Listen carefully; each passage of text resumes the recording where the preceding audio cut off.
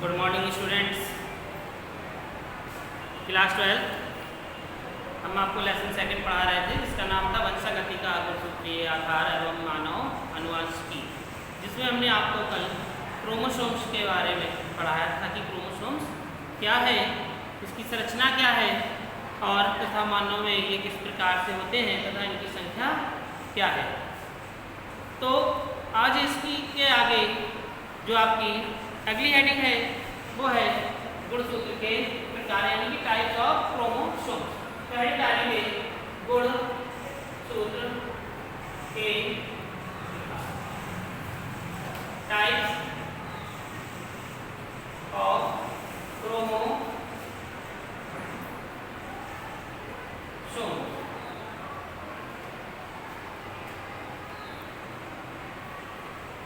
Types of chromosomes. तो type chromosomes कितने प्रकार के होते हैं तथा किस प्रकार से होते हैं। तो सबसे पहले यानी कि ये दो प्रकार के होते हैं। नंबर एक कायिक या स्वजात गुणसूत्र। तो आप लिखेंगे ये दो प्रकार के होते हैं। ये फैन बंद कर दो, वो लास्ट वाला भी बंद कर दो। ये दो प्रकार के होते हैं। नंबर एक कायिक या स्वजात गुणसूत्र। नंबर एक कायिक या स्वजात गुणसूत्र। कायिक या स्वजात गुणसूत्र। तो कायिक या स्वजात गुणसूत्र क्या है, यानी कि वे गुणसूत्र लिखे हैं, वे गुणसूत्र जो लिंग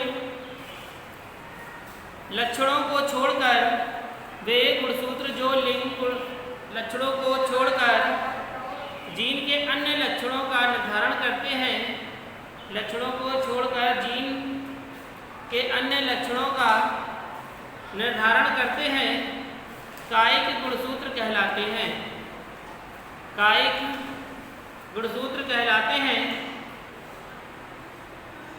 ये नर एवं मादा, ये नर एवं मादा दोनों प्रकार के जीवों में, ये नर एवं मादा दोनों प्रकार के जीवों में समान होते हैं, दोनों प्रकार के जीवों में समान होते हैं। इसीलिए इन्हें अलिंग सूत्र भी कहते हैं। इसीलिए इन्हें अलिंग सूत्र क्या कहते हैं, अलिंग सूत्र। इसीलिए इन्हें अलिंग सूत्र भी कहते हैं। तो ये था आपका पहला। दूसरा है लिंग गुणसूत्र। लिंग गुणसूत्र। लिंग गुणसूत्र। लिंग गुणसूत्र क्या है, यानी कि लिंग निर्धारण करने वाले, लिंग निर्धारण करने वाले गुणसूत्र को, लिंग निर्धारण करने वाले गुणसूत्रों को लिंग गुणसूत्र कहते हैं। लिंग गुणसूत्र कहते हैं। लिंग गुणसूत्र कहते हैं। इन्हें हेट्रोसोम्स भी कहते हैं। इन्हें हेट्रोसोम्स भी कहते हैं, क्योंकि लिंग गुणसूत्र नर एवं मादा दोनों में, क्योंकि लिंग गुणसूत्र नर एवं मादा दोनों में अलग अलग होते हैं। क्योंकि लिंग गुणसूत्र नर एवं मादा दोनों में अलग अलग होते हैं, जिन्हें X व Y कहते हैं, जिन्हें X व Y कहते हैं। तो जो X गुणसूत्र है वे महिलाओं में और जो Y गुणसूत्र है वे पुरुषों में। तो महिलाओं में XX होते हैं तथा पुरुषों में X और Y होते हैं। यही लिंग गुणसूत्र क्या करते हैं, निर्धारित करते हैं कि पुत्र होगा या पुत्री। तो आपने लिखा लिंग गुणसूत्र कहते हैं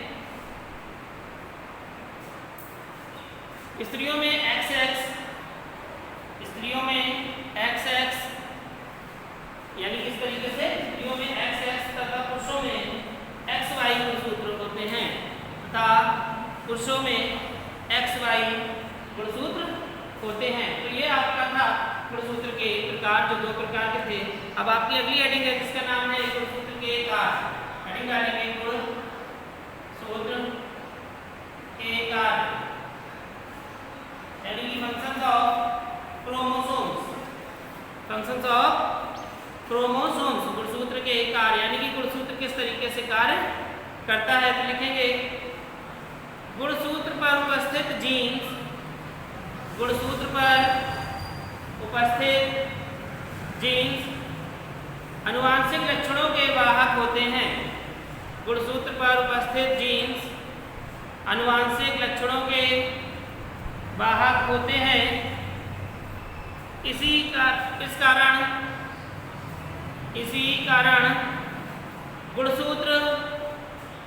कारण गुणसूत्र आनुवांशिक वाहक कहलाता है। इसी कारण गुणसूत्र आनुवांशिक वाहक कहलाता है।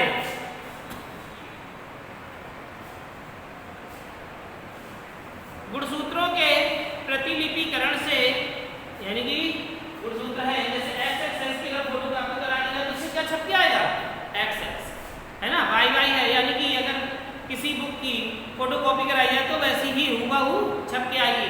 इसीलिए आपने देखा होगा कि क्रोमोसोम्स के द्वारा ही जो संतान उत्पन्न होती है वह हूबहू अपने जनक के समान होती है। जैसे बकरी का जब शिशु जन्म लेता है तो वह बकरी के ही समान होता है, भैंस के समान नहीं। इसी प्रकार गाय का जो बच्चा होता है गाय के समान ही दिखता है तथा मानव का जो बच्चा होता है वह मानव के समान ही दिखाई देता है। क्यों? सिर्फ गुणसूत्रों के कारण, क्योंकि इनकी प्रतिलिपि ही बनकर आती है। तो क्या लिखा आपने? गुणसूत्रों पर उपस्थित जीन आनुवांशिक लक्षणों के वाहक होते हैं। इसी कारण गुणसूत्र आनुवांशिक वाहक कहलाता है। इसी कारण गुणसूत्र आनुवांशिक वाहक कहलाता है। गुणसूत्रों के प्रतिलिपिकरण से संतति गुणसूत्र बनते हैं। संतति गुणसूत्र बनते हैं जो संतति कोशिकाओं में पहुंचते हैं। जो संतति कोशिकाओं में पहुंचते हैं इनकी DNA में विभिन्न क्रियाओं हेतु, इनके DNA में विभिन्न क्रियाओं हेतु विशेष कूट के रूप में संदेश निहित होते हैं। विशेष कूट के रूप में संदेश निहित होते हैं। तो ये आपने देखा कि ये गुणसूत्र के कार्य हैं और इस प्रकार से गुणसूत्र हो रहे हैं। जो अगली हेडिंग अब डालेंगे, दूसरी हेडिंग जो हेडिंग है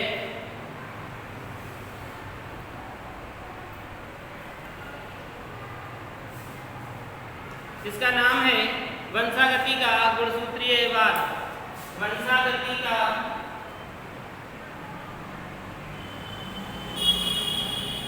गुणसूत्रीय वाद। वंशागति का गुणसूत्रीय वाद जिसे हम कह सकते हैं chromosomal theory of inheritance. Chromosomal theory of inheritance, वंशागति का गुणसूत्रीय वाद। लिख लीजिए।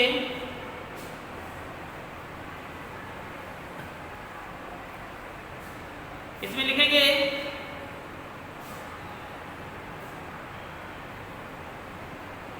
अध्ययनों के पश्चात, यानी कि बहुत सारा अध्ययन किया गया और उसके बाद हमने ये जानकारी ली। क्या जानकारी लिखेंगे? अध्ययनों के पश्चात यह पता चला कि गुणसूत्र माप, आकृति एवं रचना में अनेक प्रकार के होते हैं। गुणसूत्र माप, रचना एवं आकृति में अनेक प्रकार के होते हैं, लेकिन किसी एक जीव जाति के सदस्यों की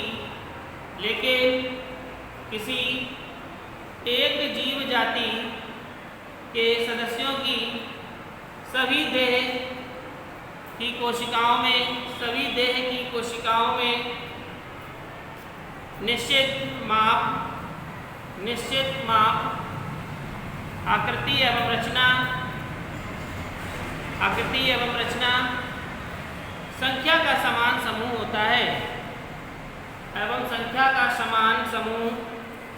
होता है जिसे गुणसूत्र प्रारूप कहते हैं।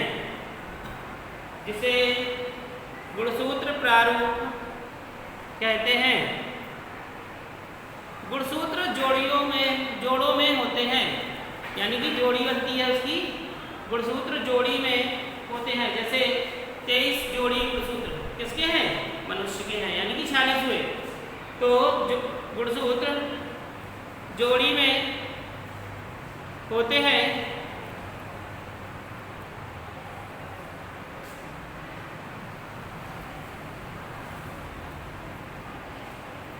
जिन्हें गुणसूत्र कहते हैं।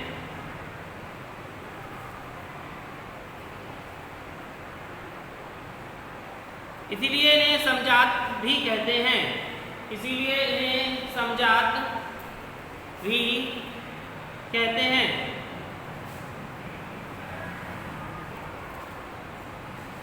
इसी प्रकार से जैसे आप समझ सकते हैं कि 22 जोड़ी माता में तथा 22 जोड़ी पिता में ऑटोसोम्स की संख्या होती है। जब रिप्रोडक्शन क्रिया होती है तो एक गुणसूत्र माता से और पिता से निकलता है, जो हमारा X और Y होता है। यहाँ पर X और Y, यानी ये पिता है और ये माता। जब हमें रिप्रोडक्शन की क्रिया में हमें ये प्राप्त होते हैं, इसी से क्या होता है? लिंग निर्धारण होता है। तो यहाँ पर ये आपने लिखा,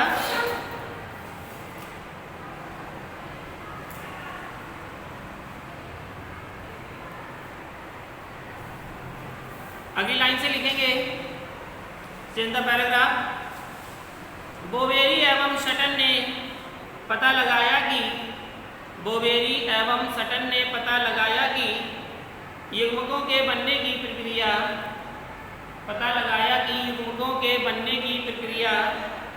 युग्मक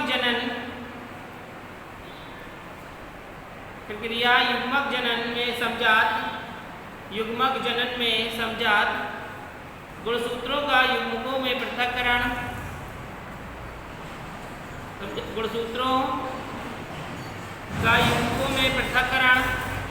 एवं नर तथा मादा युग्मकों के संयुग्मन की प्रक्रिया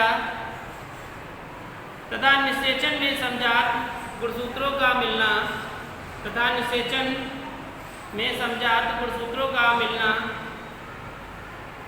होता है। तो ये हमारा वंशागति का गुणसूत्रीय बाद था। ये था हमारा वंशागति का गुणसूत्रीय बाद। अब हेडिंग डालेंगे, इसी की है वंशागति का जीनीय बाद। वंशागति का जीनीय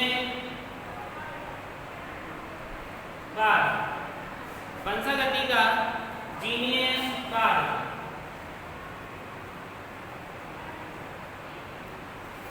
लिखेंगे नंबर 1 पॉइंट में लिखेंगे,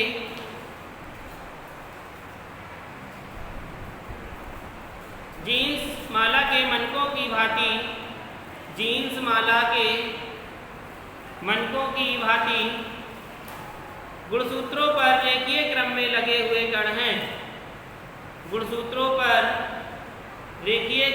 लगे हुए कण हैं। यानी कि माला की भांति ऐसे कण लगे हुए हैं। नंबर 2, गुणसूत्र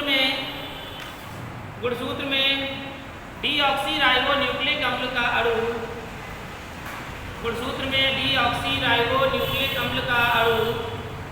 उपस्थित